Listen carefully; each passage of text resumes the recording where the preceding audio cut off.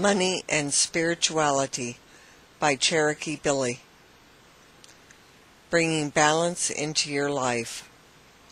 I was listening to the song Money by Pink Floyd the other day when I got to thinking about money and spirituality. Money is on everybody's mind these days. With a plummeting economy and the rate of unemployment, it's difficult not to be focusing on money. It's very easy to be spiritual when you have an abundance of money in your bank account and you don't have to worry about buying the necessities.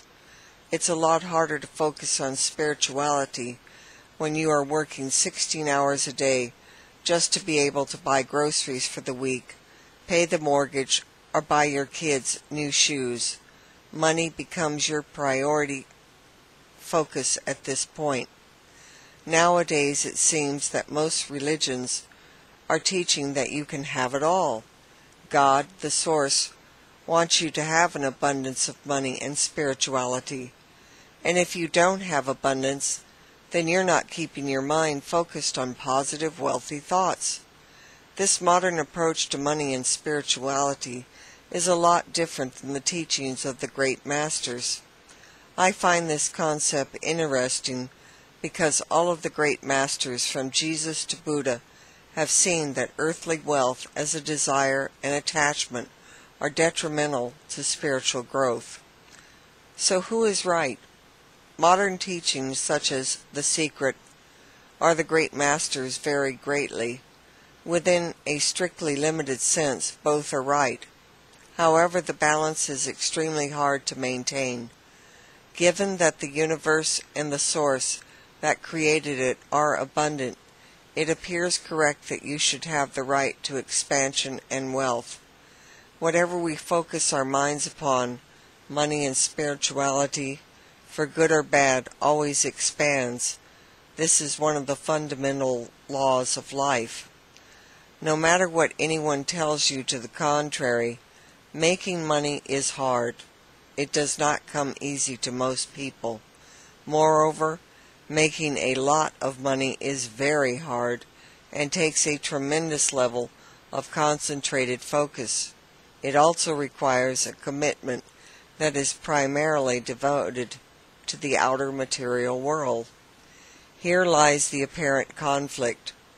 The truth is that powerful spiritual development also requires a tremendous level of focus and commitment. It's not a part-time activity either. Moreover, the focus is primarily internal. It is not that money is evil. Rather, the accumulation of it is a major distraction because of the level of focus it requires. Whatever you focus upon expands.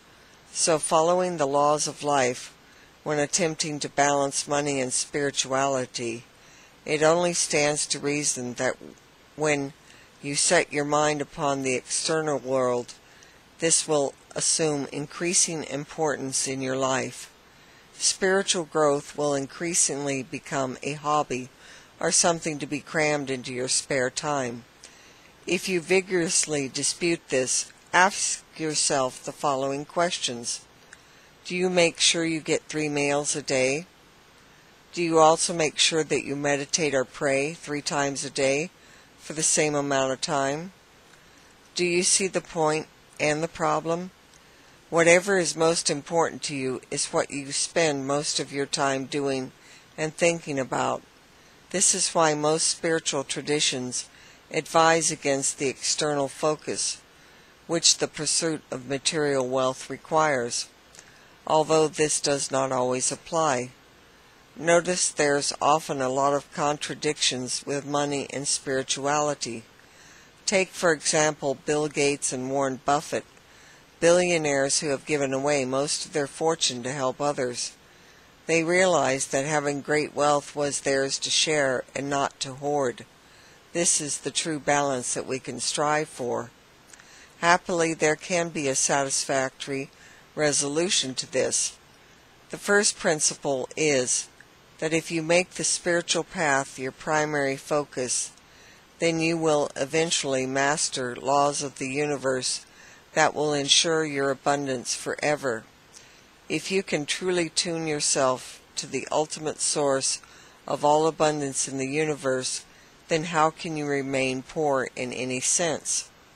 The second principle is, decide from the outset what your true life purpose and priority is. Then determine never to let that balance between spiritual commitment and external effort be undermined.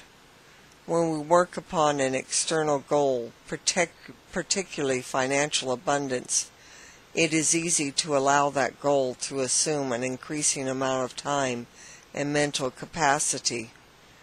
It is possible to be financially abundant while following a spiritual path.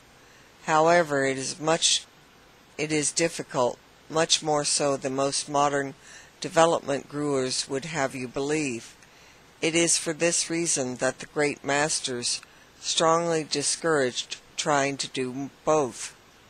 Moreover, there is no right or wrong. What are one person's thoughts may be another's illusions. What is right for one person may not fit for another. When we place value, we give it substance. For a monk who has spent all or most of his life as a recluse will have very little in the material sense. However, the value that he places on his meager possessions will give him a feeling of having great abundance. By contrast, the entrepreneur who has spent a lot of his or her life building an empire could very well feel a sense of lack simply because of the value he or she puts on the material aspects of his or her creation, and possibly his or herself. When creating a balance between money and spirituality, it comes down to the value that only you can place on it. No two people are alike. The spiritual aspect of this are determined by how you perceive the world and apply yourself in the material things which are at your disposal. Your intellect or ego is the only barrier to achieving greater things, and when you begin to understand that you are simply a part of everything, value plays little or no part in your life. This is when you can begin to realize who you are and what you're about. Now your sixth sense clicks into gear, and before you know it, you are on the road to progress. Now that's having abundance. May you be blessed with abundance and prosperity now and always. Cherokee Billie.